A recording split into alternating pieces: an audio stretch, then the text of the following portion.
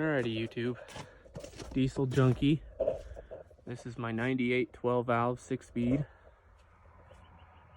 Don't mind the oil everywhere. We'll address that later. Right now, I'm doing is updating all the fuel lines to 6AN. I even got it set up as a dual feed. Down there, got the lift pump. I don't know if it's gonna focus on it, but take my word for it. Down below, I've got a remote filter housing that uses those filters. You can use that part number, and it's just a generic Napa housing. And you can see my 6AN line. What I'm in the process now is redoing the fuel lines from the filter back to the tank. So I didn't want to spend 60 some odd dollars for a draw straw, so I'm opting to build my own. So your sending unit goes here. Right here is originally the fitting for the filler vent. I pulled that out. It was quite the bugger. But to build my own draw straw, I got 1/2-inch OD copper pipe. This is a compression by 1/2-inch NPT.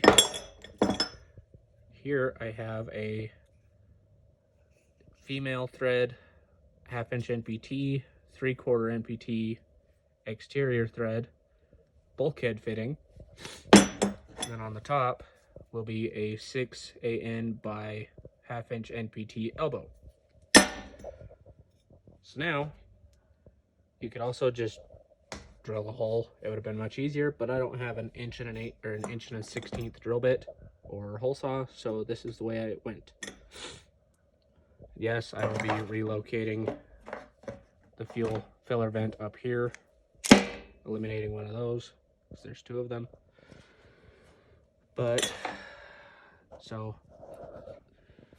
how this is going to work is this is the correct length that's going to drop in and poke up through the hole. I'll throw the nut and O-ring on it, and then thread it down in, and then drop this down in, tighten the bulkhead fitting, and then it's measured. So this will sit about 3/16 to 1/4 inch off of the floor, off of the bottom of the tank. And then I drilled holes and then cut it. I'm going to smooth it out first, obviously, but that way it should never lose fuel prime. So I'll get it all hooked up and I'll give you guys an update later on.